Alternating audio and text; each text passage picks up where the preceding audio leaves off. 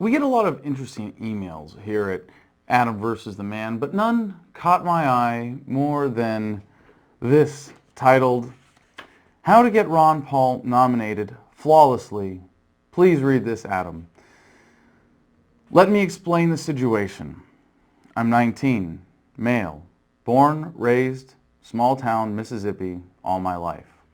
I'm a Mormon. I'm currently in RN, registered nurse, school, halfway through my associate's degree. May 2013, if we make it.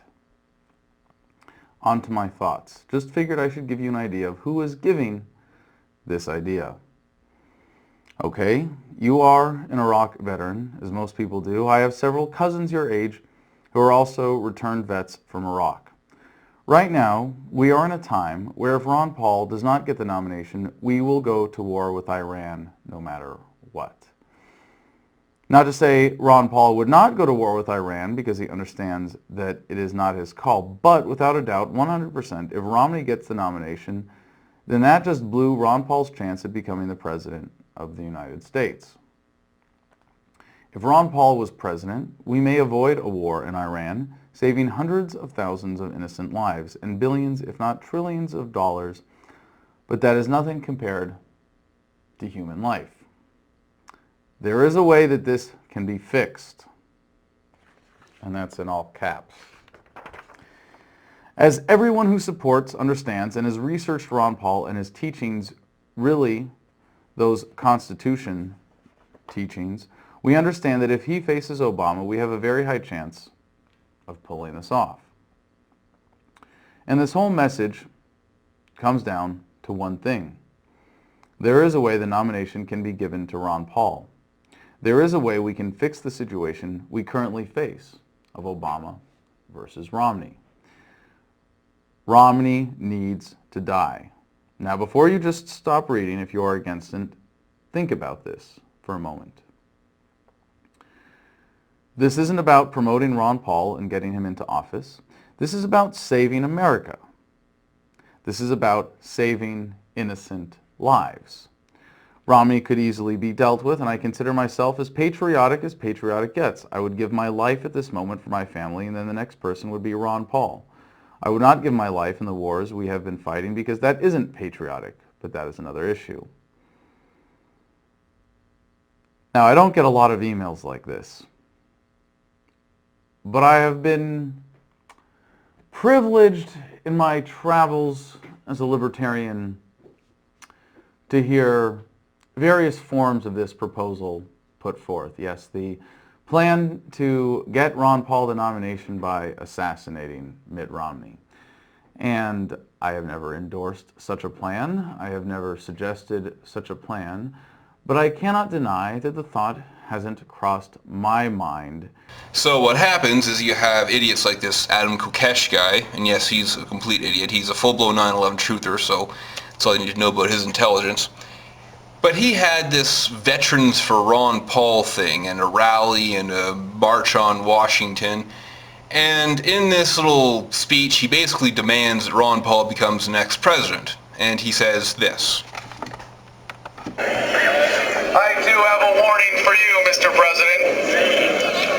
We can do this the easy way, or we can do this the hard way. If we are denied the peaceful change that we demand, I promise you this, we will be doing things the hard way.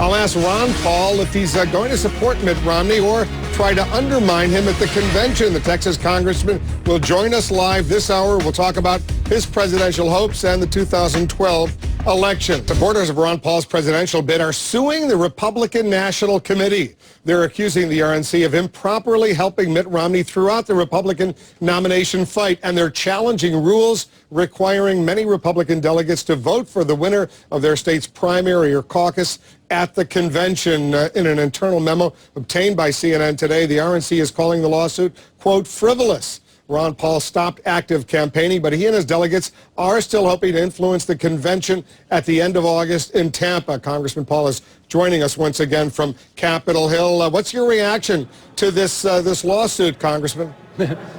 Well, I've heard a little bit about it, but it's not part of our campaign. There certainly have been times when we felt like we came up short in the process, but not extremely so, and it hasn't ever motivated me to file a lawsuit. But, at times when we've been pushed around, it's because the other side hasn't followed the rules, and they closed down conventions for us, and they've done things to try to prevent us. But that has not motivated me to file a lawsuit. Are you okay just being associated with some of your supporters who have filed this lawsuit?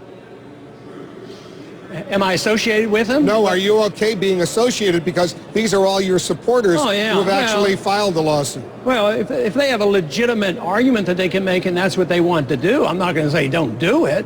If they ask my advice, I'm going to say don't. I didn't motivate them to do it. But I assume you've reconciled yourself with the fact that Romney will be your party's nominee.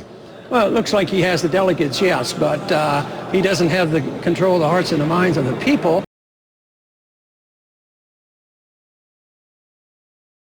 Your son, Senator Rand Paul, has endorsed Romney. I take it you're not yet ready yourself to endorse Romney, are you? No. Not ready. You're not ready? No way. When you say no way, what's stopping you? Because you obviously appreciate the fact he's going to have 1,144 delegates that will put him over the top. Well, what's he going to achieve? To say that Mitt Romney won this nomination fair and square? Won what? Won the Republican presidential nomination. Has Mitt Romney won the Republican presidential nomination fair and square? Well, I have no reason to say that he cheated. No, I don't have that. All I know is that various factions in the party, which is something that has been rather well known throughout history, is that people will do certain things to make their party look better. But as far as saying that he's done something unfairly, no, I'm not saying that. Have you been in touch with him or his folks about a role for you at the convention?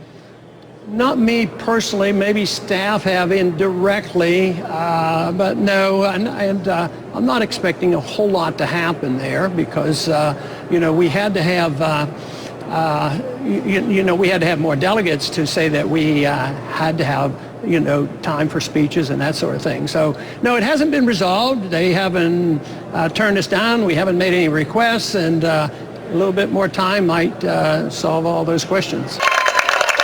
If we are denied the peaceful change that we demand, I promise you this, we will be doing things the hard way.